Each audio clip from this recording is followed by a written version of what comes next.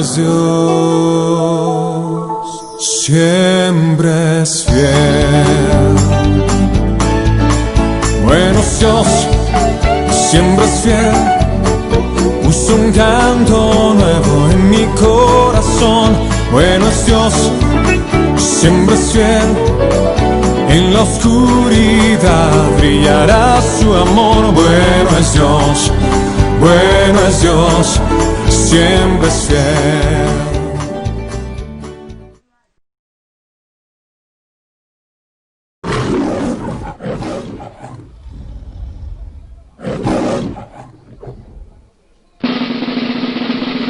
Autoridad del profeta.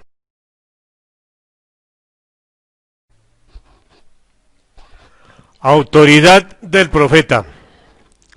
En Jeremías capítulo 1, versículo 10, le dice el Señor: te he puesto para arrancar, para arruinar, para destruir, para derribar y para edificar, exaltar y para plantar.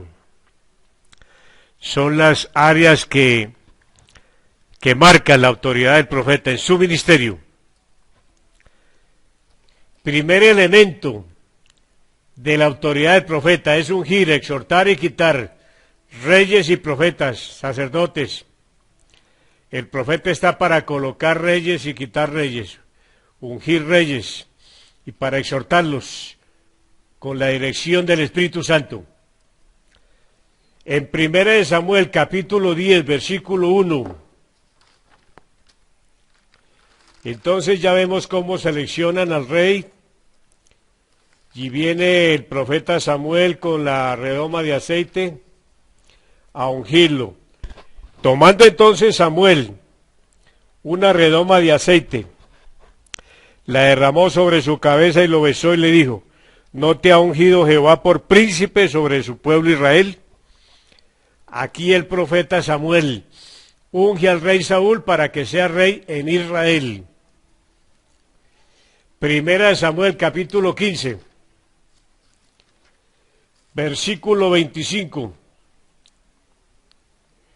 Entonces el rey Saúl, como ya se había desviado, se había rebelado contra Dios, entonces viene y llama al profeta y dice: vuelve conmigo para que yo adore a Jehová.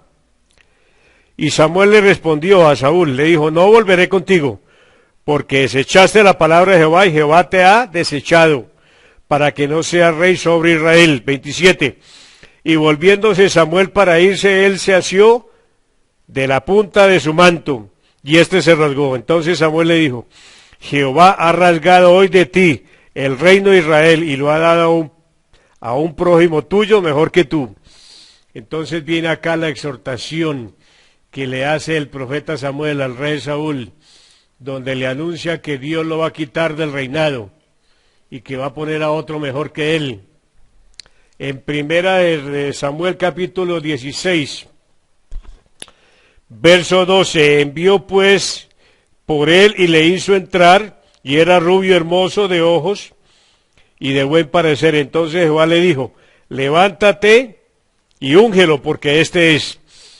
Ya el profeta Samuel había mirado todos los hijos de Isaí, todos los hermanos mayores de David, y ninguno había clasificado. A David lo tenían por ahí escondido, cuidando ovejas, y el Señor lo mandó traer, y entonces ahora el profeta Samuel va a ungir a David. Versículo 13, y Samuel tomó un cuerno de aceite, y lo ungió en medio de sus hermanos. Ahora, desde aquel día en adelante el Espíritu de Jehová vino sobre David, y se levantó Samuel y se volvió a Ramá. Ya entonces aquí vemos que el profeta Samuel unge al rey David para que sea rey de Israel en reemplazo del rey Saúl.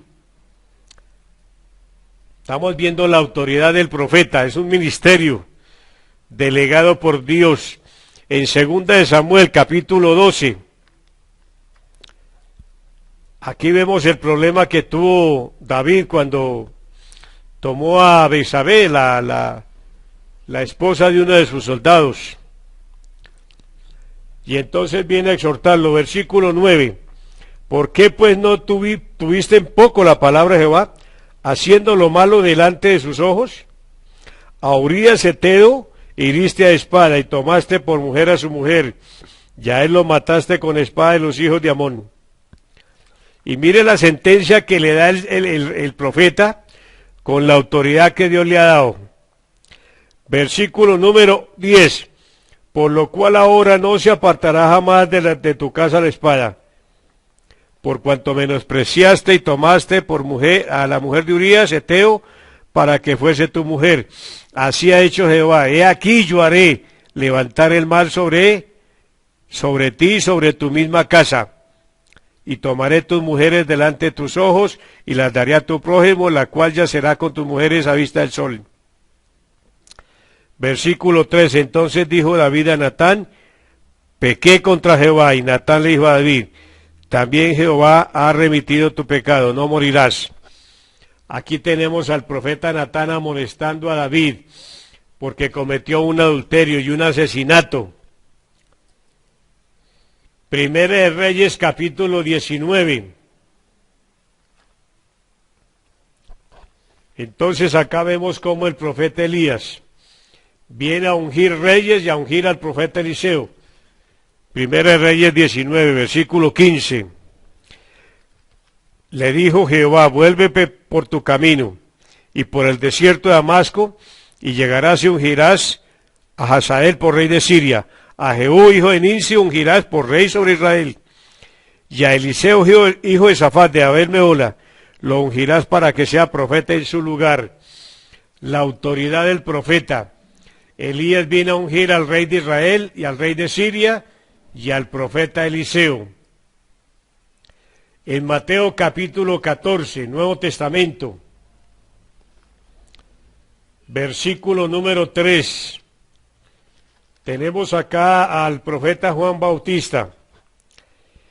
Dice el 3, porque Herodes había aprendido a Juan y lo había encarcelado y metido en la cárcel a causa de Herodías, mujer de Felipe su hermano, porque Juan le decía, no te es lícito tenerla. Y Herodes quería matarle, pero temía al pueblo porque tenían a Juan por profeta.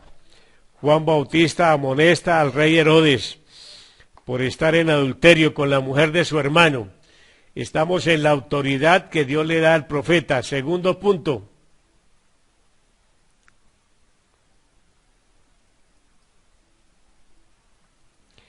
Segunda área de autoridad del profeta, derribar altares de Baal.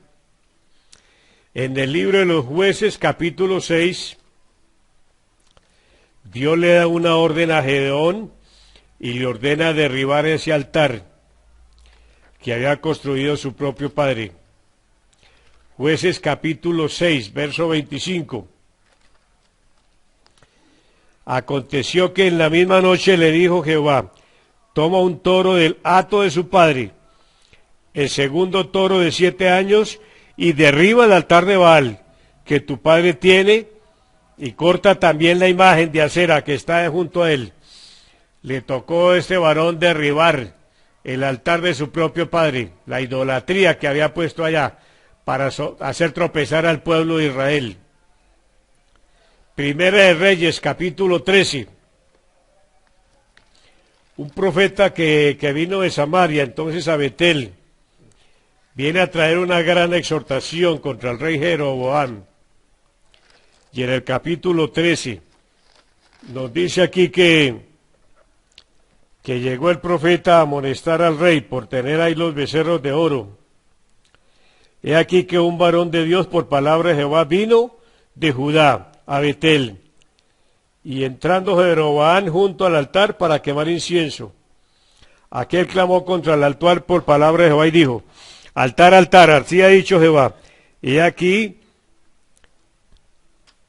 que a la casa de David nacerá un hijo llamado Josías, el cual sacrificará sobre ti a los sacerdotes en los lugares altos, que queman sobre ti incienso, y sobre ti quemarán huesos de hombres. Y aquel mismo día hubo una señal diciendo, y esta es la señal que Jehová ha hablado, he aquí, el altar se quebrará y la ceniza de sobre él, que él está, se derramará. Cuando el rey Jeroboam oyó la palabra del varón de Dios, que había clamado contra el altar de Betel, extendiendo su mano desde el altar dijo, prendedle. Mas la mano que había extendido contra él se le secó y no la pudo enderezar. Y el altar se rompió y se derramó la ceniza del altar, conforme a la señal que el varón de Dios había dado por palabra de Jehová. Un varón de Dios destruye el altar del rey Jeroboam por la idolatría que había en ese lugar. En Primera de Reyes capítulo 18, ya vemos cuando Elías está invocando al Dios de Israel. Primero fueron los falsos profetas de Baal, porque había impactado que el Dios que respondiera por fuego, ese era Dios y que todo el pueblo debía seguirle. Entonces ahora Elías viene a clamar a Dios, y en el verso 38, Primera de Reyes 18, entonces descendió, cayó fuego de Jehová, y consumió el holocausto, la leña, las piedras y el polvo, y aún lamió el agua que estaba en la zanja. Y viéndolo todo el pueblo, se postraron y dijeron, Jehová es Dios, Jehová es Dios. Entonces Elías dijo, prended a los falsos profetas de Baal, para que no escape ninguno. Y ellos los prendieron, y le llevó Elías al arroyo de Sison, y allí los degolló. Entonces aquí tenemos al profeta Elías, con el fuego de Dios, destruye el altar de Baal, avergüenza y mata a los falsos profetas de Baal, y hace que el pueblo vuelva su corazón al verdadero Dios, al Dios de Israel. Mateo capítulo 21. Vemos cuando Jesús de Nazaret, Yeshua, llega allá al templo y encuentra esa mercadería tan horrible. Eso parecía una plaza de mercado. Y entonces él volcó las mesas y los cogió a látigo allá. En Mateo 21, versículo 12, entró Jesús en el templo de Dios y echó fuera a todos los que vendían y compraban en el templo, y volcó las mesas de los cambistas y las sillas de los que vendían palomas. Y les dijo, escrito está, mi casa es casa de oración, mas vosotros la habéis hecho cueva de ladrones.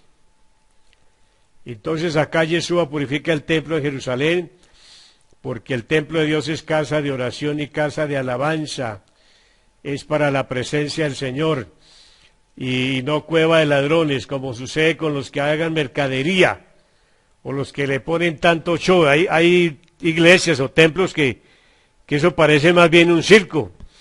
Se sana por ahí alguien de un catarro y hacen una hora de show, y graban videos ahí de esos shows. Pero a Dios no le gusta eso, el templo tiene que ser casa de oración. Entonces Jesús les derribó toda esa mercadería. Así toca hacer en el día de hoy. Miremos en el libro de Deuteronomio, capítulo 7, versículo 5.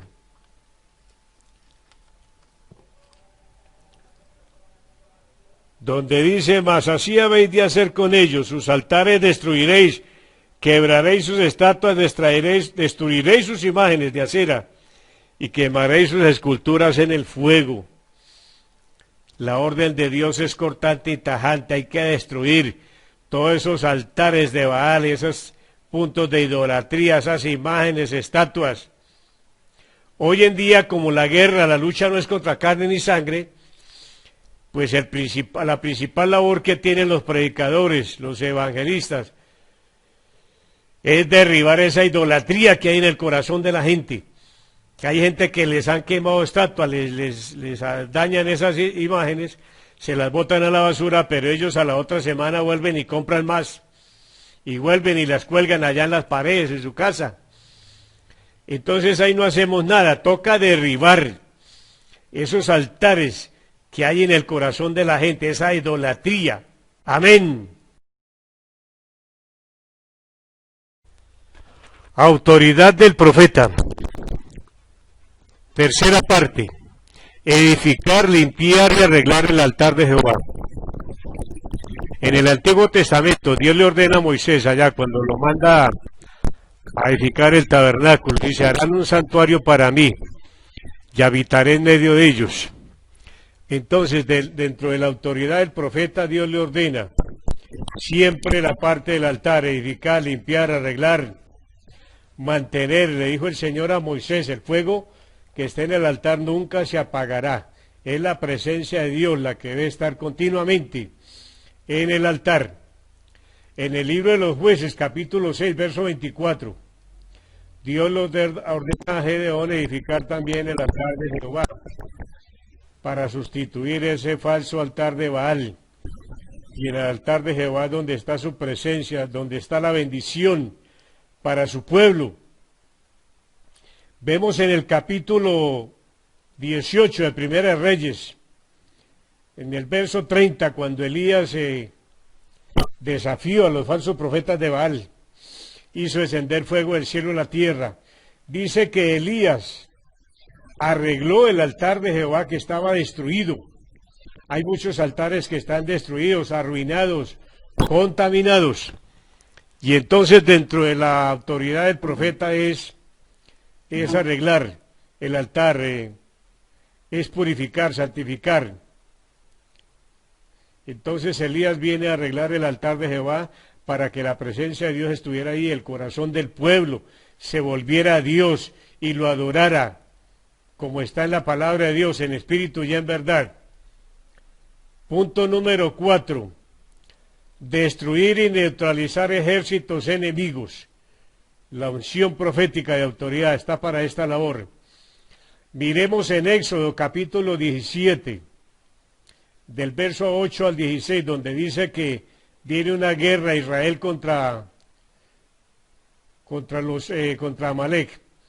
Y entonces Moisés subió allá a la cumbre del collado con su vara en la mano y él levantaba las manos.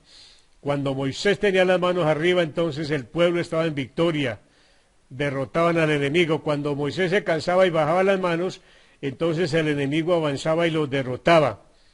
Tuvieron que colocar a varones que lo ayudaran a tener las manos arriba. Hoy en día se necesita gente que haga vallado, que ore, que clame por los profetas de Dios, porque el profeta de Dios tiene autoridad, tiene bendición para el pueblo.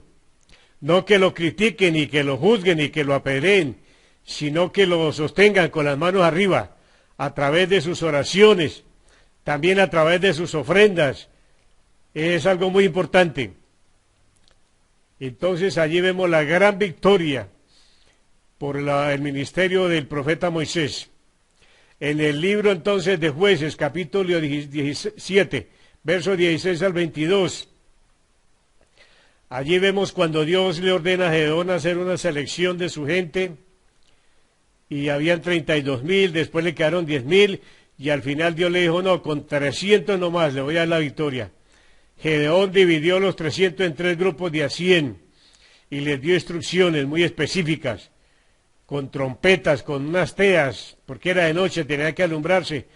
Y al último, con gritos, rodearon el campamento de los asirios y los derrotaron por la autoridad profética.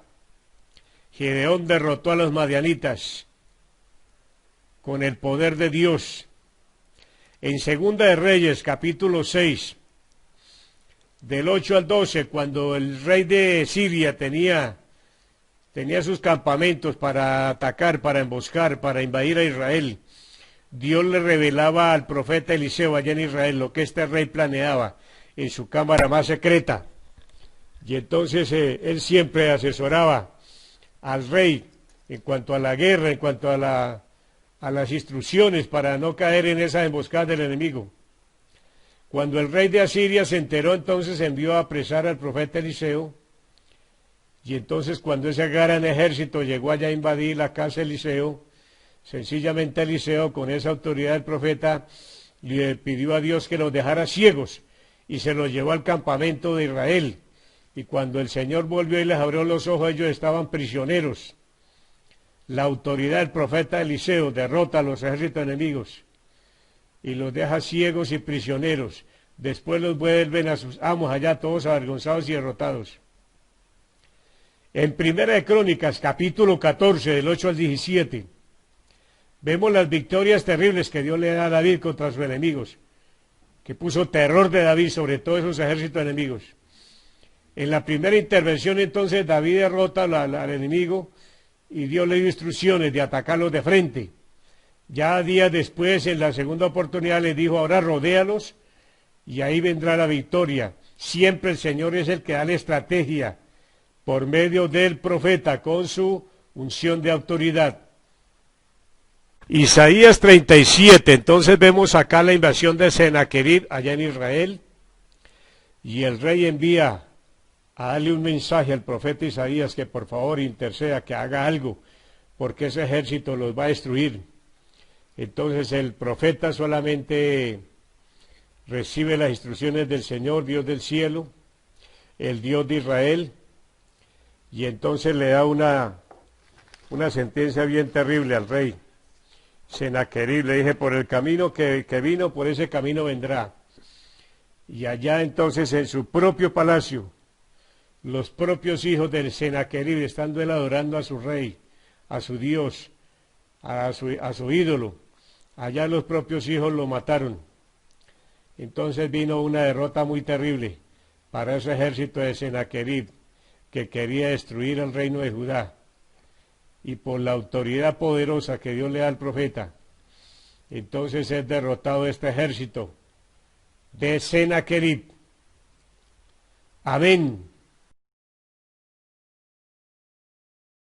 Seguimos con la autoridad del profeta. Punto número 5. Entrenar, dirigir guerreros y adoradores. Un ejército. En Primera de Crónicas, capítulo 12, del 1 al 40, vemos el ejército de David, que llegó a constituirse como ejército de Dios, con guerreros, profetas y adoradores. Esta gente fue entrenada en un lugar fuerte, tenían su rostro león, pies de gacela, eran muy valientes y conocían los tiempos, eran de corazón perfecto, sin doblez de corazón. Ellos tocaban instrumentos y profetizaban danzando y adoraban a Dios con poder, y conquistaron todos los reinos enemigos y les quitaron todas sus riquezas. Ejército de David, ejército de Dios, entrenados y preparados para toda buena obra por la autoridad profética del rey David. Segunda de Crónicas, capítulo 20, del 1 al 30, aquí encontramos el ejército de Josafat, que se dividieron en dos grupos, unos que adoraban a Dios y otros que guerreaban. O sea, unos oraban y otros disparaban. El profeta de Dios en medio de la reunión les dijo, no es vuestra la guerra, sino de Dios. Creed en Jehová y creed a sus profetas, y estaréis seguros, seréis prosperados. Y recogieron el botín de guerra, la autoridad profética, para conquistar al enemigo, para entrenar, dirigir y preparar a sus guerreros y a sus adoradores, los obreros para la obra de Dios. Amén. Punto número 6 de la autoridad del profeta. Arrebatar el botín de guerra. Aquí vemos en el libro de los Jueces, capítulo 4, verso 1 al 24, tenemos a Débora, la profetisa, una tremenda mujer de Dios, y a Barak, que derrotaron a todos sus enemigos por la unción profética de esta sierva, esta ungida de Jehová. Esta compuso un cántico de guerra y danzaba con las doncellas, y ellos agarraron todo el botín y todos los tesoros del enemigo. Y entonces Débora entonó su cántico de guerra. Así perezcan todos tus enemigos, oh Jehová, pero los que te aman sean como el sol cuando sale con toda su fuerza. Cántico de guerra, autoridad profética para arrebatarle el botín al enemigo. En el capítulo 30 de 1 Samuel, del verso 1 al 31, mientras David y su ejército estaban en guerra, entonces dejaron en el campamento a sus mujeres, sus niños, sus rebaños, pero vino el enemigo y se los quitó, los arrebató, se los llevó, los secuestró. Ahora David y su ejército tienen que hacer una gran persecución para ir a rescatar a sus mujeres, sus familias. Y entonces dejaron unos en la parte de la vanguardia, o sea, atrás, mientras en la retaguardia adelante iba David con sus guerreros. En el camino, durante la travesía, durante la marcha en el desierto, algunos se cansaron y se fueron quedando. Cuando llegaron entonces derrotaron al enemigo, Dios les dio la victoria y le arrebataron todo el botín de guerra. Y entonces la orden de David fue tajante y cortante. Aquí le vamos a dar botín de guerra a los que quedaron en la vanguardia, los que están aquí en la retaguardia, los que se quedaron rezagados, todos van a disfrutar de la bendición de Dios. Por eso es bueno apoyar los ministerios, porque el que ora, el que hace vallado, el que ayuna, el que clama por los profetas, tarde o temprano recibe su bendición, recibe parte del botín. Yo siempre le aconsejo a la gente, busquen un profeta de Dios, busquen un ministerio profético, busquen un hombre de Dios que realmente esté conforme a la palabra y métase ahí y respalde, que también vas a recibir tu bendición. No importa que no salgas de tu casa, allá con tu ayuno, con tu oración, con tu respaldo, recibirás la bendición de Dios. Amén. Entonces David derrotó a toda esa gente y ganó su gran botín. Se llamaba también el botín de David. En Segunda de Reyes, capítulo 7, del verso 1 al 20, tenemos el sitio de Samaria por los asirios, y ese pueblo solamente tenía hambre, ya se tragaban la calavera de un burro, tragaban estiércol de animales, las mujeres estaban comiendo a sus hijos. Entonces el profeta viene con la unción de autoridad que Dios le ha dado, y profetiza que al otro día habría comida, y habría comercio. Claro, eso no era fácil para que la gente lo creyera, porque una de las cosas en el ministerio profético es, siempre normalmente Dios lo pone a profetizar cosas increíbles, en el tiempo menos indicado, en el momento menos, que la gente menos cree, en la emergencia más terrible, pero esa es parte de la autoridad del profeta. Entonces el profeta Eliseo dijo que al otro día habría comida, que la gente no se moriría de hambre. Hubo un príncipe incrédulo allá, el rey, que desafió al profeta, que eso era imposible de que se cumpliera. Entonces aquí tenemos en el pueblo 4 leprosos, que ellos dijeron, pues nosotros vamos a morir fuera de eso, la lepra, nos vamos a pasar al campamento, si nos matan, pues nos matan, que nos den comida. Cuando los leprosos llegaron al campamento enemigo, vieron que todos estos habían huido. Puso el terror sobre ese ejército enemigo y salieron huyendo. Y entonces los leprosos comieron, se saciaron y aún recogieron vestidos, alhajas, tesoros del enemigo, caballos. Y en un momento determinado uno de los leprosos dijo, pues toca ir a contarle también allá al pueblo. Y además el profeta dio una palabra y esto se cumplió. Vamos a decirle al pueblo que vengan a comer, vengan a disfrutar del botín de guerra. Y entonces los leprosos se fueron al pueblo y le contaron a la gente. La gente salió corriendo a buscar el campamento y disfrutaron de ese botín de guerra. Por la autoridad del profeta Eliseo, que dio una palabra poderosa en tiempo de angustia, en tiempo de hambre. Bendito Dios por la autoridad que le ha dado a sus verdaderos profetas. Amén. Entramos a la séptima parte de la autoridad del profeta. De arrancar, arruinar, destruir, derribar, edificar, exhortar y plantar. Séptimo punto. Exhortar, edificar y consolar. Miremos al profeta Moisés, Éxodo 32, versos 19 y 20. Aquí Moisés está arriba en la montaña de Dios recibiendo las tablas de la ley. Mientras tanto abajo estaban adorando un becerro de oro. Entonces Moisés baja, se llena de ira, rompe las tablas y bajó y cogió el becerro y lo hizo que lo echaran en un fondo con agua hirviendo y se derritiera ese becerro y les hizo tragar a todos una cucharada de becerro de oro. Autoridad profética. Alguien me preguntó alguna vez, bueno, ¿y por qué Dios no escogió a Aarón? Que Aarón sí era muy diplomático, era muy bien hablado. En cambio, Moisés era tatareto, se le trababa la lengua. Y aquí es donde descubrimos por qué Dios eligió a Moisés y no a Aarón. Porque el Aarón no tenía ninguna autoridad. Ese alcahueteaba todo. En cambio, el tatareto ese sí tenía autoridad y les hizo tragar el becerro por cucharadas. Busquen líderes de autoridad. Proverbios 19, verso 18. Dice que el pueblo sin profecía se desenfrena. Hay que tener autoridad para corregir y para mantener el pueblo en el orden de Dios, de su palabra.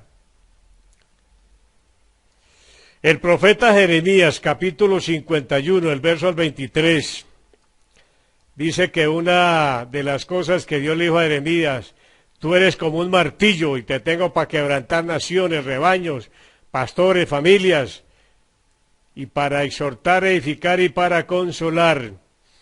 Entonces la unción profética de autoridad del profeta es como un martillo. Vemos en el Apocalipsis ya al final, en el capítulo 11, cuando vienen los dos profetas, dice que la gente se enviaban regalos, hacían fiesta en todo el planeta, de ver esos dos profetas que estaban muertos allá en las calles de Jerusalén, porque estos profetas habían aterrorizado el pueblo con las profecías. Hay gente que se aterroriza con la palabra profética, pero hay otros que son bendecidos y se edifican y se consuelan. Miremos entonces el mejor cuadro de profecía de toda la Biblia. Recordemos que la palabra es la verdadera profecía, la palabra viva y eficaz. El mejor cuadro de profecía en toda la Biblia lo encontramos en las 7 iglesias del Apocalipsis, donde hay una exhortación, una edificación y una consolación. Estos 3 elementos para que sea una profecía completa. En Apocalipsis 2, versos 4, 5 y 7, a la iglesia de Éfeso entonces viene la palabra del Señor y la exhortación, que es como un regaño, como una llamada de atención. Le dice, has dejado tu primer amor. Esa es la exhortación. Ahora vemos la edificación, que es como la salida, para poder salir de ese problema. Entonces les dice, arrepiéntete y vuelve al primer amor, vuelve a las primeras obras, vuelva a la presencia de Dios. Y el tercer punto es la consolación, que es el premio para el que logre solucionar esa dificultad, para el que logre ser vencedor. Dice, te daré a comer del árbol de la vida que está en medio de la ciudad de Jerusalén, la que está en el tercer cielo. Miremos la iglesia de Esmirna, Apocalipsis capítulo 2, versos 9, 10, 11. Viene entonces la palabra del Señor, la exhortación, le dice, allá ustedes hacen mucha obra, creen que están muy bien, pero allá está la sinagoga de Satanás. O sea, ya se les había metido el diablo allá, al mismo altar. Esa es la exhortación. Ahora viene la edificación. Sean fieles hasta la muerte, yo les daré la corona de vida. Y la consolación, o sea, el premio a los vencedores. Dice, el vencedor no sufrirá la segunda muerte. Vamos para la iglesia de Pérgamo en Apocalipsis 2, versos 13, 16, 17. Miremos la exhortación. Dice a Pérgamo, dice, allá ustedes tienen el trono de Satanás, o sea, una iglesia cristiana, fundada por apóstoles, pero tenían al diablo con cachos y con cola ahí en el altar. Y entonces la llamada atención, ahora el Señor les dice, arrepiéntanse y dejen ese revuelto, dejen de meter allá a las tinieblas, que no se pueden revolver con la luz. Y la consolación, el premio a los vencedores es que les dará a comer del maná y les dará una piedrecita blanca con un nombre nuevo. Vamos a la iglesia de Tiatira en Apocalipsis 2, verso 20, 25, 26. La llamada de atención, la exhortación, les dijo, allá tiene a la falsa profetisa Jezabel, una mujer que manipulaba, que daba doctrina falsa, los tenía en adulterio y fornicación espiritual, y los manipulaba, porque ese es el demonio Jezabel, que viene a manipular y viene a contradecir a los profetas. y aún este demonio de Jezabel busca a los profetas para matarlos. La exhortación, ahora viene la edificación, dice, retén lo que tienes. O sea, lo que ustedes tienen no lo dejen perder. El que, si tiene la presencia de Dios, consérvela. La buena doctrina que ha recibido, manténgala. No se deje desviar, no se vaya a ir para doctrina torcida. Y dijo, y si venciere le daré autoridad sobre las naciones. Vamos para la iglesia de Sardis. Apocalipsis 3, verso 1, 3 y 5. A la iglesia de Sardis el Señor le hace una exhortación muy tremenda. Le dice, ustedes creen que están vivos, pero están muertos. O sea, una muerte espiritual. Una vez me tocó ir a ministrar por una congregación donde había 3 hileras de ataúdes negros, blancos. Y resulta que era que toda la congregación estaban en muerte espiritual. Y además había un falso profeta ahí en el altar, en el púlpito, y era el yerno del pastor. Hay iglesias que están en muerte espiritual. El Señor les dijo, arrepiéntanse, vuelvan a Cristo, que es el que da la vida, y el que venciere le daré vestiduras blancas, y no borraré su nombre del libro de la vida.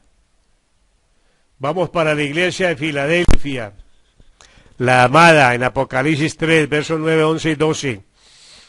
El Señor entonces les dice, allá ustedes son mis hijos, y están reteniendo la buena doctrina, pero allá está metida la sinagoga de Satanás, también estaba el enemigo allá infiltrado, y el Señor les dice, retengan lo que tienen, o sea, no se vayan a dejar a quitar su corona, y manténgase firme que yo los guardaré la hora de la prueba, que vendrá sobre el mundo entero. O sea, el Señor les dijo, los voy a guardar de esa gran tribulación, que vendrá al planeta Tierra, que vendrá sobre como un lazo, como ladrón en la noche. Los vencedores, dijo el Señor, yo los colocaré de columna en el templo de Dios. Vamos a la séptima iglesia, la última, la que más predomina en los días finales, la Odisea, la de los tibios, la que tiene una pata en la iglesia y otra en el mundo, la que revuelve lo de Dios con las vanidades del mundo. Apocalipsis 3, versos 16, 19, 21, le dijo el Señor, es mejor que sean ricos o fríos o calientes, pero no que sean tibios, porque los vomitaré de mi boca. Entonces acá está la tibieza espiritual, los que se revuelven facilito con lo del mundo, los que no les gusta lo de Dios. El Señor les dice, arrepiéntanse y salgan de esa tibieza, salgan del mundo, almas adúlteras, porque la amistad del mundo es enemistad contra Dios. Y hay muchos predicadores que quieren agradar al mundo, agradar a la gente, es que para que convertirlos en cristianos. Y resulta que es más fácil que un mundano se lleve a un cristiano para el mundo que el cristiano convertir al mundano. Es más fácil que lo de la vanidad del mundo agarre a la iglesia, a que la iglesia se gane a los mundanos. Dijo el Señor, el que venciere, entonces compren colirio y vuelvan a mi presencia. El que venciere le haré que se siente en mi trono, así como yo he vencido y me he sentado en el trono de mi Padre. Autoridad del profeta. Gracias, Señor, levanta profetas de autoridad con tu palabra viva y eficaz. Levanta líderes de autoridad con tu palabra.